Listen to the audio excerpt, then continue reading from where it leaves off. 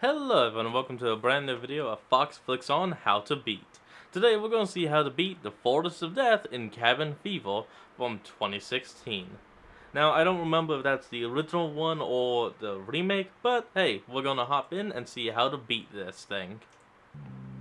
If you were stuck in the woods and your friends became infected by a horrific virus that destroys your flesh, what would you do? No one is coming to help, so I'm going to break down the mistakes Die? made, what you should do, and how to beat the flesh-eating disease in Cabin Fever 2016. This group of college maybe kids that are is the going to original. regret leaving home. The friends are taking a trip to a lakeside cabin in the middle Well, of no, if we nowhere, see the where they Pancake notice this Kid. kid in a bunny mask Nope, sitting quiet. remake. Paul here walks towards him holding out his hand to say hi, when suddenly the kid viciously bites into his hand, and the college student screams in pain. The kid's father walks out, scolding the boy for making a stupid mistake. Paul insists it's not his fault, but the man doesn't care, and tells the kid to go play by himself. The father then suggests Paul wash Wait, what the hell do you mean it's not the kid's fault? The kid bit you. Oh, whatever. Now that's a dumbass move. his hands using a hose, and just as the guy walks away, Jeff here confronts the father in letting this kid sit in front, knowing that he could be a danger to other people. The man moves closer to him, questioning his intentions. Jeff lets him know this incident could result in a lawsuit, meaning the father could get himself into deep trouble. His friend decides to take the man away, while Jeff's girlfriend scolds him for the terrible situation they've gotten themselves into. In Man, the what the hell's backyard, going Paul on? here washes out his wound, and as bad as this seems, he's got no idea all 5 friends are going to die horrific deaths. Inside the gas station, the group takes a The look at hell these is jars that? filled with yellow liquid. The father's friend takes the jar away, warning Marcy that these contain fox urine that will make every Ew. kind of animal want to mate with him. Bert here tells the Oh. others that he's going to grab some Oh, beer, fuck. while the father's friend asks them Oh, what they're literally. doing out here in the Ah. sticks. Jeff reveals that they're on vacation, and the man creepily wishes them a good time before Paul comes back holding onto his wound. The man then warns that they should be careful, especially when hiking in the woods, adding that Lyme disease is common around here and they should be checking for ticks. A few Uh-oh. hikers got sick the week before, and he ominously tells them that doctors took care of them. Confused, Jeff insists that he explain further, but that's when Bert here is confronted by the father for stealing a Snickers bar. He apologizes for the inconvenience and hands over the candy. The father Jeez, demands that man. he leave along with the others, watching closely with his friend as they drive off. It's clear the locals don't stall like the so much students, shit? and soon they'll be hunting them down. The group make their way further out to the countryside while Karen here wraps up the bitten guy's hand until they arrive at their destination, a lakeside cabin. Checking out That's the actually a insides, lot Jeff better reads a than the message out loud that original. states if you're looking for fun, The cabin, you've I come to mean. the wrong place. The group ignores his warning message, now realizing that this is going to result in the most terrifying week of their lives. Oh, Building your ass, online business? ass. I'm really tired of YouTube not having a frickin' countdown like they used to so I can know when to bring my mouse over here to pause. But no, just get rid of that feature. Make it difficult on us. Okay, these people are super weird, and hanging out in a Lyme disease infected woods anywhere near them is not my idea of a good vacation. But there's not a whole lot that's happened yet to hint at the horrifying events that are about to Oh, what transpire. the hell? That being said, who wants to spend time at a vacation home in the woods infested by ticks that could lead to a life-altering disease? Now, Lyme disease is usually not fatal, and in most cases can be easily treated with antibiotics. But in some cases, when Lyme disease That's isn't good, at caught least. and treated early, it can lead to chronic late-stage Lyme, which can cause damage to your joints, nerves, and brain. Jeff That's here never terrible. says how he booked this vacation, but there's no way the disease ticks were included in the brochure. If it were me, I would try to find out how Jeff booked this cabin and whether or not we can get our money back.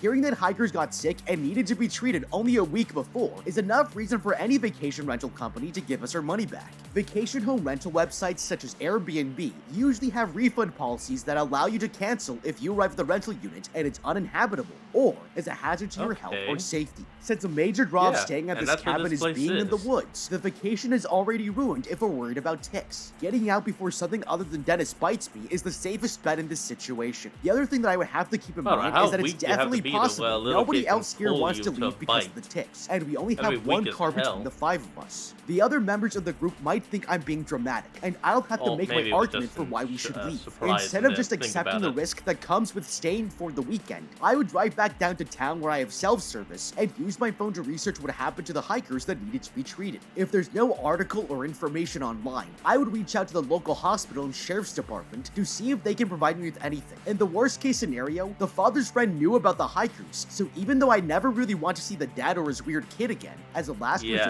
I would also go back and ask how they learned about the hikers. If I can get their names, I can Google them to see if I'm able to get information on what happened, or contact their friends and family to find out the severity of their diagnosis. This would then give me enough information to come back to my friends and convince them to get the out of this cabin and spend time lying on a beach somewhere in the Caribbean away from these crazy people.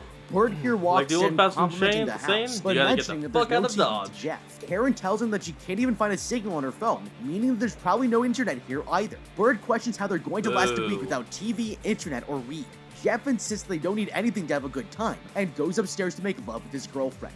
Later, Bert here walks out to the lake with an assault rifle to Paul's surprise, and the college student explains that he wants to improve his survival skills with all this open space around them. Paul insists that it's a bad idea, knowing that he might end up shooting someone, and tells his friend to be careful. Suddenly, Bert accidentally fires off shots in his direction, and he instantly apologizes, while Paul here walks off, ordering him to keep the weapon out of his sight. The man finds his crush Karen taking photos on her phone, and questions how she's managing to get a signal now. Karen tells him that she can still upload posts slowly, but Paul insists that she put the phone down and enjoy nature. He then asks the girl how long they've known each other, and Karen answers they've been friends since 4th grade. She asks Paul if he's going to swim while seductively taking her clothes off, challenging the man to a race. Meanwhile, Bert here is moving through the woods, playing around with his gun, when suddenly, he accidentally shoots this disfigured man who limps over and screams at him. The stranger's skin is rotting, and it's clear something is wrong with the man. Terrified, Bert insists that he stay back, but the man won't listen, forcing him to fire a warning shot to keep the guy away. The stranger begs him to call for help, but Bert runs off as he screams for him to come back. The college student returns to the cabin before Jeff and his girlfriend confront him about the fire he lit earlier, but didn't bother putting out. Marcy scolds him for constantly messing up and bringing an assault rifle to their vacation. Frustrated, they ask what he was doing, and the college student lies, saying that he was hunting squirrels, with no idea he's made the biggest mistake of his life. That night, the group hangs out around the campfire, and Jeff asks that Paul tell his personal story, but the guy is reluctant to say anything because it was so traumatic. The others urge him to let it all out, and Bert demands that he say it. Giving in, Paul explains that he used to go to an old bowling alley in their town every weekend with his dad, but then something terrible happened. One day, his father told him that the place was closed because an employee was holding his coworkers hostage at gunpoint, tying each of them to a chair and arranging them in a circle so that they were facing each other. The employees were gagged and beaten before they were brutally killed one by one. The psychotic employee ended it by taking out the fire axe and brutally hacked off all of their limbs. When the police arrived, they only found the employees' torsos with no sign of the killer's since. Bert calls his bluff, and the group cracks up, assuming that the story was fake. Paul insists that he's telling the truth, when suddenly, he turns around to see this hiker, Grim, standing behind him,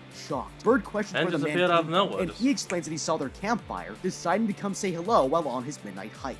Grim sits down, and the group questions what he's doing around here. The man tells them that he's taking in nature with his dog, and mentions that this area is home to some of the best free climbing spots. The stranger then asks them if it's alright if he sticks around, but Jeff informs them that they're having a private conversation. The hiker understands where the group is coming from, but that's when he brings out a large bag of weed, and tells them that he'll have to smoke it by himself. It's a compelling reason to keep him around, and they insist he stay with no idea that their time at this cabin is going to turn into a bloodbath.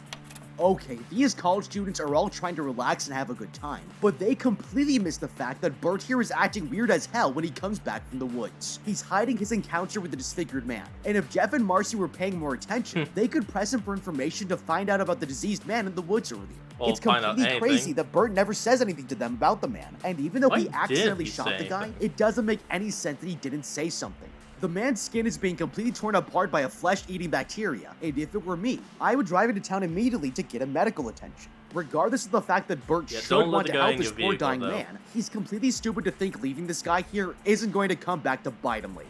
The man is in desperate need of medical attention, and he's closest to the college student's cabin, which means he's bound to come there later if nobody comes back to help him. The man also never threatens Bert, and the student shot him on accident, so unless Bert's gun is illegal, and the woods are a no hunting zone, he has no reason to hide the diseased man. Bert is being completely stupid here, and if it were me, the simple task of getting this man help could make everyone here realize that we all need to get out of here as fast as we can. It's not every day that a man with a flesh-eating bacteria crosses your path.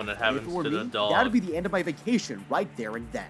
Jeff and Marcy also could have pressed Bert for more information. When Bert comes back from the woods, he's quiet and disoriented and tries to end their conversation quickly. They toss his behavior up to video game withdrawals, but he's just come out of the woods after going out to shoot squirrels with a rifle. So before I let him go, I want to make sure that the worst hasn't Why did he happened. bring Since the gun Bert is with evasive, him? he probably isn't going to tell a story about the diseased man, I mean, which if is it was why maybe I like would a go to the BB woods or to see what Pelican, else he can then find it out would've there been that he's fine. not telling me. Now, at this point, if I were Jeff and Marcy, I still really wouldn't want to go into the woods and run into one of the ticks the people in town mentioned. But in order to make sure my bozo friend hasn't killed Excuse anyone, me. I would try to find as much deed as possible and spray it on myself to find out what exactly is going on. The other thing here that the group of college students is forgetting to do is ask Grim for any information on the hikers that needed to be hospitalized. Grim is a weird dude just like the townies, but the college students are smoking his weed, so asking him some questions to figure out how safe the woods shouldn't be a problem. He claims to be a free climber yeah, and that should know really more about should've the been a surrounding good area idea. than them. The group Weed for information. Skip the for wait. crying out loud. Get- Okay, we're back. decide to let him stay, and he explains that Grim is a nickname he was given while lighting up a joint. The man reveals that he came from Berkeley, and Karen tells him that she was just there, meeting some partygoers who drank nothing but beer for 5 days straight. Bert comments Damn. that it doesn't sound too bad, and Jeff challenges him to do the same. The boys shake hands, but that's when Grim notices that rain is coming their way. Jeff invites him to come inside and hang out, but he lets the group know that he's got some expensive gear outside of his camping tent that will be destroyed in the rain. Grim tells him that his spot is only 20 minutes away, and Karen here insists that he bring the weed if the hiker comes back. Not Grim bad. assures her that the weed will be on him, leaving with his dog. Later, they sit around the living room sharing awkward sex stories. They hear a knock on the door, and Jeff here gets up, thinking it's the hiker. Suddenly, a bloodied man appears in Yep, front of them there to he beg him is. for help. The group offers to give him medical assistance, but that's when he spots Bert and remembers what he did earlier in the day. The college student rushes to close the door, demanding the others not let a contagious person inside. Panicking, Marcy insists they call for help, but realizes they don't have any reception. Bert spots the man taking their car, grabbing his gun, and the group runs outside while Jeff bangs on the locked car window. Suddenly, the stranger coughs blood onto the window, and Paul here swings his baseball bat at the man as he tries to leave the vehicle. Bert fires shots upwards, demanding that he stay back as the man inches closer to them. Marcy sprays gasoline onto the disfigured man, causing him to That's lift not his shirt gasoline, up, that's revealing Lidl his rotting fluid. flesh, and he screams in pain. That's when the trail of gasoline is lit, covering the man in fire as he runs That's into the Lidl forest. fluid, not This group of gasoline. college kids have made a terrible mistake, and they're going to find out that this isn't over just yet. Okay, these college kids have You know just what, lit I'm a making diseased that the man on watch the fire movie instead of myself so I helping can see him, it and now they'll have to uncensored. pay for the consequences one way or another. At the end of the day, Bert here is the one to blame, because if he had just mentioned that there was a sick man in the woods earlier, the diseased man wouldn't have freaked out and tried to steal their car. Sure, the college kids acted in self-defense, but if they had found a way to calm him down and taken their car to get help, they wouldn't have lit this man up like a tiki torch, and their car wouldn't look like this. Rather than go to Yeah, sleep, I would first try to see if the don't- man is still don't alive. get in that the call. college kids all just assume that he's dead and don't go out looking for him. He could have survived the fire, you got and some now is good lying rubbing somewhere alcohol to suffering get while rid he of it. sleeps. If I'm not able to find him, I would then walk back to town or until I have cell service so I can contact someone to let them know what happened. The college kids are right that they can use the self-defense argument here, but there was a possibility that the situation could have been de-escalated, and the longer they wait to report the crime, the worse it looks for them. Even though I don't know the Wait, what do you exact mean the distance longer- to town, when you know the what, college never kids mind. drove up to the cabin earlier, they arrived at the corner store when the sun was already up and arrived with enough daylight to still have a full day of activities. If the drive time is a half an hour going 20 miles per hour, then it should take me That's about not 2.5 hours walking at a quick pace of 4 miles per hour. In the best case scenario, I can hitchhike, or I'll Take a get while, phone but service it'd before I be even fast, get there. The car I is a guess. completely lost cause, because even if we fix it, that means we would have to clean it, and we don't know what the diseased man was sick with. By the looks of it, he may have had a flesh-eating disease commonly referred to as necrotizing fasciitis. Although flesh-eating disease isn't highly contagious when it comes to skin-to-skin contact, the disease can be spread by getting into the body from a cut or wound. The diseased man has also vomited up blood, which is a completely new fun added bonus to his condition, meaning that what he had could be even worse, and staying away from it altogether is the safest bet. With all things Yeah, so considered, he was Paul right to here needs close to keep the that door. child bite wrapped as tight as possible. The other thing that the college students could do is try to find Grimm's tent. The man mentions that he's only a 20-minute distance from them, and if they start walking in the direction he went, they might be able to see a path to his tent. No matter what, That though, would be I'm not good. staying anywhere near the puddles of blood the man regurgitated in case it can pass the bacteria on to me. Later that night, Jeff justifies their actions by stating that it was self-defense, mentioning the man could have survived because it was raining. Bert questions what happened to him, noticing was that a looks vital like someone fluid, was eating though. away at the man's skin. Karen here The insists only way they for contact that the stuff to police go out now, is to telling them that it complete wasn't their some fault. mods, Bird the informs that burning there isn't any source. signal, and since he's not going to drive the car full of blood, they can only wait until tomorrow morning to take action. The next day, the boys decide what to do about their situation. They end up arguing over who messed up worse, when Marcy walks out and scolds them for not doing anything, walking off to look for help, jumping into their kayak, and sailing down the Oh. river. Paul heads upstairs to Huh. give Karen here some water while she packs her didn't they do that bags, before? telling him that she just wants to go home. The guy insists that it wasn't their fault and tries to comfort her by saying that the sick stranger was going to die either way. Comforting his friend, Paul sits down with her, handing over the glass of water to make sure that she's okay. Meanwhile, drink the it. other boys walk through the forest and find this abandoned-looking house in the distance. Bird is too scared to check it out, and that's when they hear a screeching sound from inside this barn. Walking inside, the boys find this old woman skinning Oh. a pig. Furious, she shows them the animal's insides and tells them that it's the third sick catch of the month. They decide to change the topic, asking her if she knows any mechanics in the area. The lady tells them they need to go into town, mentioning that she can't Yeah. take them since she's already been there. Jeff politely Right. asks her to let them Okay. know if she's going again, and explains they're staying in a cabin a few miles away. The lady apologizes for not realizing the severity of their situation and invites them to her house, mentioning that there's a radio they can use inside to call her friend. Oh, Later, hey, there Bert we go. thanks her, Radio. telling the lady that there was a crazy Nice. man who tried to break into their car the night before. She offers them drinks, asking to elaborate drink it. further on what happened, and Jeff explains it was a crazy forest tournament they had to scare off with bats. That's when she mentions that it could have been her cousin Henry. She questions that they attacked him, but the boys quickly make up a lie that it was their friend and walk out of her house, realizing that they just killed this lady's cousin. Okay, this one here gunning the Well- pig has been no help at all. Not only is she freaky as hell, but she's the cousin of the man that the college kids just lit on fire. Jeff and Bert decide to get out of their Yeah. steps, but before making a run for it, they should try to get as much information about the disease that killed the woman's pig as they possibly can. Now, Bert and Jeff here find out a little too late that the creepy woman is the cousin of the diseased man, so they've already told her too much about what happened with her cousin. But if the boys take a look at the photo and double down on the fact that the man is not the same man from the night before, there are a couple things that they can do. This woman here, as creepy Could as she lie is and say a he was farmer clean and has more shaven. information than these college students on wildlife and what may have killed her pig. The woman is covered in the pig's blood and doesn't seem to be worried about catching whatever the pig had from skin-to-skin contact, which means that whatever is causing the infection could be harming its carrier from the inside. Henry and the woman's pig could have That- eaten, drank, that or would make breathed in sense. something that started the infection instead of touching someone or something that was infected. By talking more to this woman, they can get her more educated opinion on why she isn't scared of catching what the pig had. This The can way help it in was in protecting us the, later by figuring out that there's another way of The way it worked in the original Cabin Fever was, well, Vio coming into contact with infected blood, and which was literally just blood on the hand, or drinking infected water. catching the disease, and we can clean the car without having to worry about touching the blood and guts. The other thing that the boys can do is ask the woman more about the location of Henry's campsite. The photo itself doesn't reveal much about the man's location, but it definitely confirms that Henry is the one they killed. I would ask the woman to tell us where exactly the campsite in the photo is, so Do you know I can where go and the talk guy to Henry lives so we can myself talk to with him? see if he might know anything about the hermit that we hit. Of course, we know that Henry is dead, but this would be a good way to get away from the woman, and also let us know where he lives, Ah, so we there can we go to go. his campsite to look for clues for what caused the illness. Oh, The last and final thing that the and college his kids dog need to do got is infected use the woman's first. phone, because if they go any longer without telling the police what happened, their self-defense story will look less and less plausible, especially in a small town full of people that don't like city folk. Marcy makes her way down the river, tying her kayak to the dock, and is shocked by the other boys. They mention that Oof, nobody was at the scale. house, telling her that the police must have no idea what happened yet.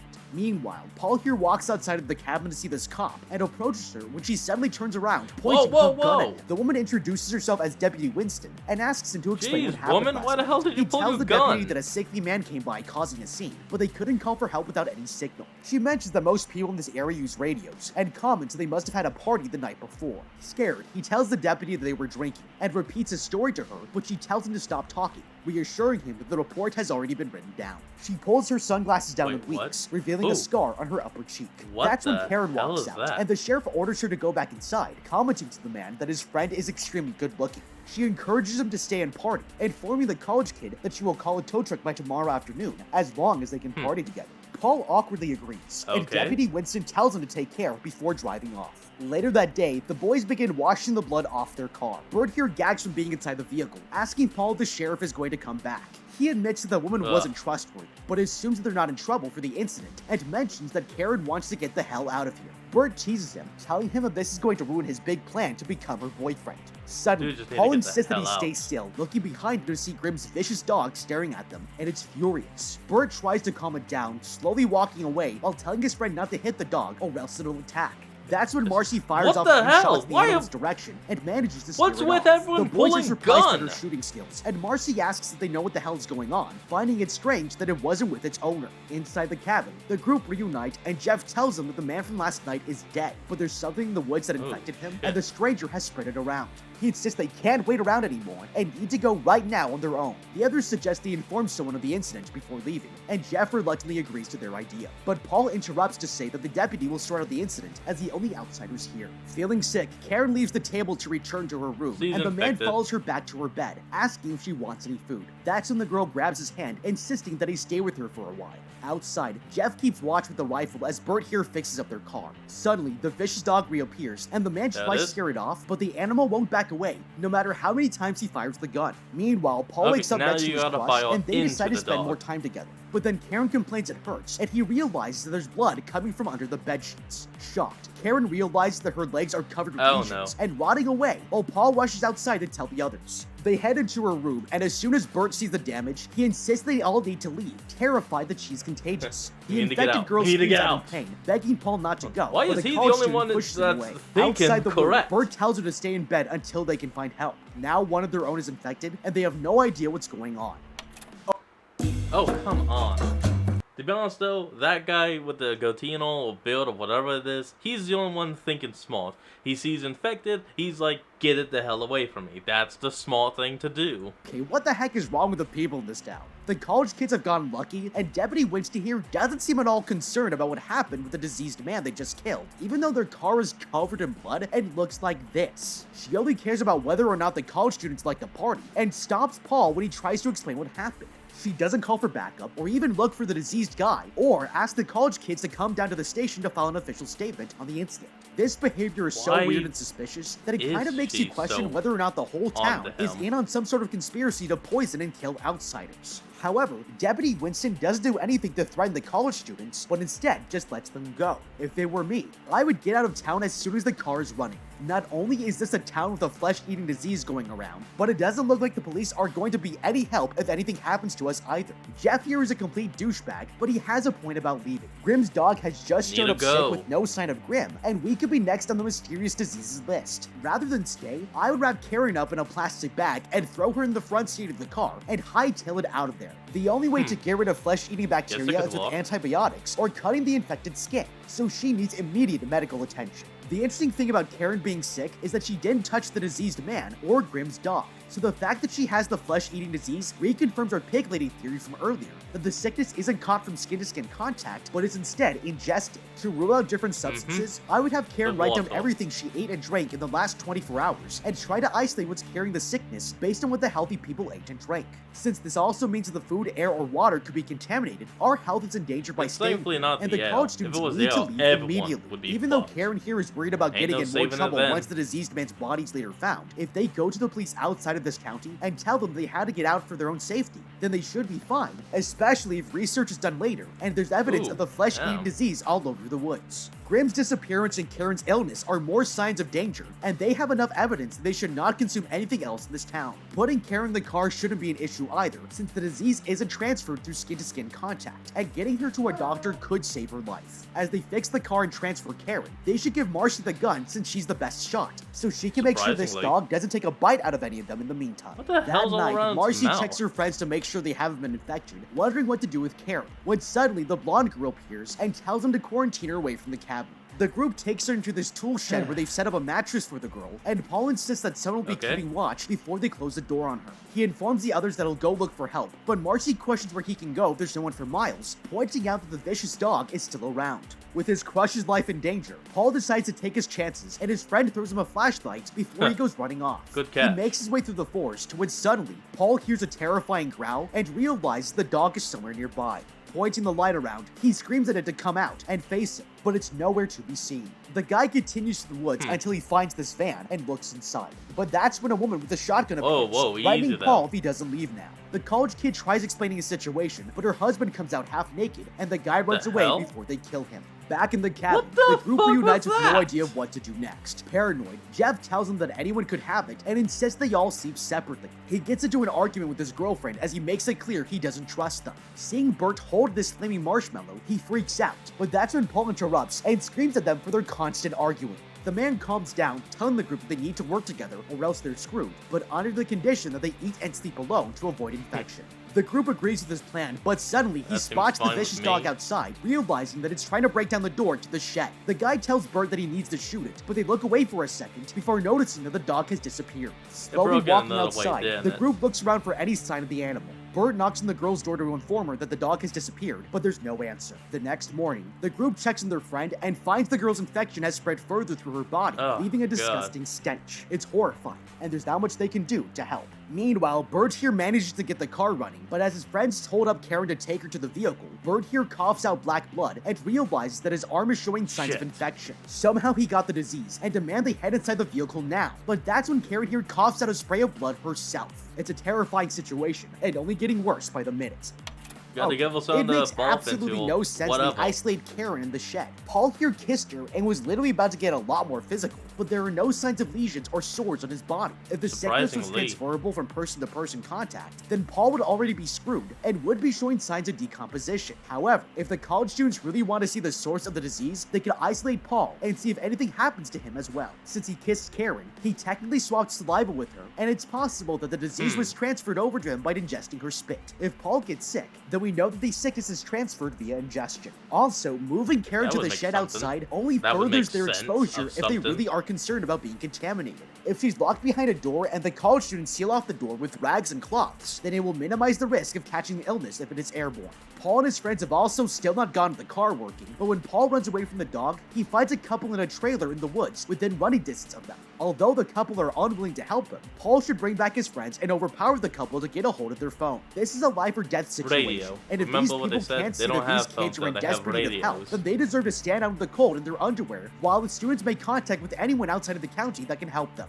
At this point, I wouldn't call the police, because if I do, it will only put me in touch with Deputy Winston, who wasn't any help at all before. In this situation, I would call whichever one of the students' family members lives closest to the cabin and have them contact Which law probably enforcement in is their none area. of them. By getting an official record of what's happening to me and my Okay, there's friends probably outside one, of this but small it's woods be town, a I long can't be way blamed for away. anything that's happened later, and either backup will be sent to get us out of there before morning, or it will put pressure on the local law enforcement to come and get us. In an absolutely worst case scenario, the family member I can call can come and get us before morning. The other thing that the students are neglecting to address is Grimm's dog. Although it's sad, the college students need to kill Grimm's dog. It's rabid and infected, and is likely slowing down Bert from fixing the car, since he can't go outside without worrying about coming face to face with it.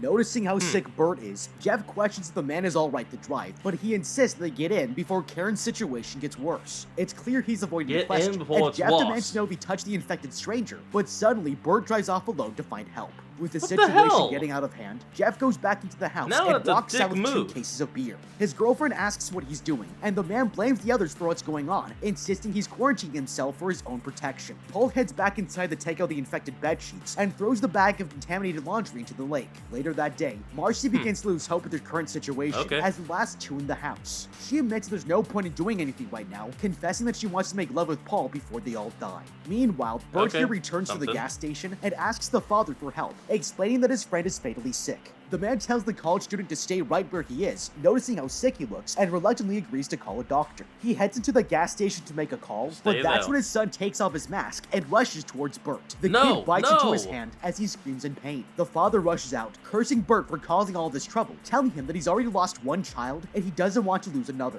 That's when Well, Bert you're here gonna begins have to violently now. coughing in front of him and spits out a mouthful of blood. Shocked, the father tells him they're going to solve this problem right now, whether he likes it or not. His friend then comes out with a shotgun and Bert panics, getting back into the car and driving off. His other friend stops the father from shooting and tells them they're going to put down every single college student to make sure nobody else will get the disease. Meanwhile, Paul walks into Karen's shed, bringing hell her is water even as the with the infection kid's problem continues to and get worse. biting He people? walks upstairs in the cabin to check on Marcy and finds that she's showing signs of infection too. Determined to survive, he tells the girl that he's going to find Jeff so they can leave now and get help. In the bathroom, she realizes that her wounds are getting worse, and this wasn't from Paul's intense lovemaking. On the road, Bert is racing back to the cabin as he's chased down by the father and his crew. They shoot at his car and shatter the back window, while Bert damn. manages to get further ahead. But then his engine dies. With no other options, he fuck. gets out of the vehicle and runs into the forest. Meanwhile, Paul here shouts out for Jeff to come out of hiding, but there's no sign of him anywhere. Suddenly, the disfigured man pops out of the lake and throws him down, trying to drown the kid while coughing blood into his face. Paul manages to hold him down in the water until the stranger dies and makes his way back to shore. Gasping for air,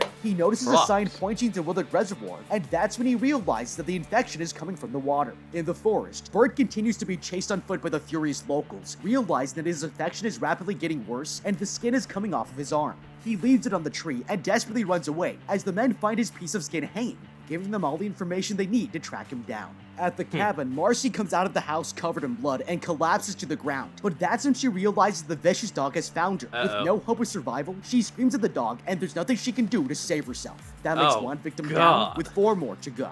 Later, Paul returns to find what's left of her body, brutally torn to shreds, and practically melted apart. That's when he hears Karen scream for her life, and after grabbing the rifle from inside the cabin, he rushes towards the shed. Opening the door, he finds the dog eating the woman and shoots it dead, saving his friend's life. Karen begs for the man to kill her and he tries to shoot him, but the gun doesn't fire. It must be empty, and with no better ideas, he decides to dump the gasoline around the shed. The man then pops a flare and tosses it on the floor, burning Karen to death. Now he's all alone, and there's no sign of his friends to save him, making that 2 victims down with 3 more to go.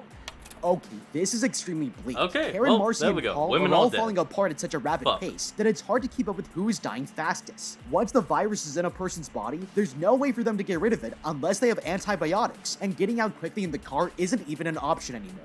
However, there's something gruesome that Paul could have done in order to save himself. Paul here realizes a little too late for his friends the flesh-eating disease is being transferred in the water. It doesn't seem like he has been contaminated by the water yet, and unless he took a big gulp of it while he was in the lake, the place that the virus has entered his body is through the child bite on his hand.